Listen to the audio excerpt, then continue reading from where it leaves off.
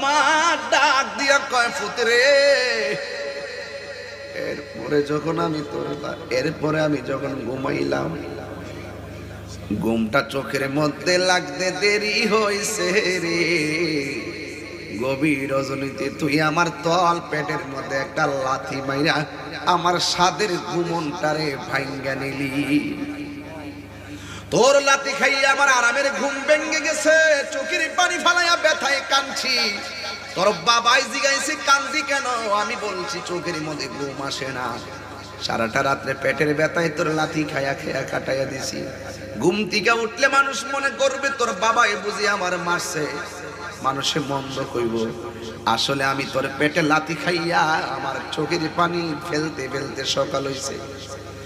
মানুষ বুঝবে দেখা, কেউ বুঝার আগে মুখটা দৌত কইরা হাসি মুখে মানুষের সঙ্গে কথা বলে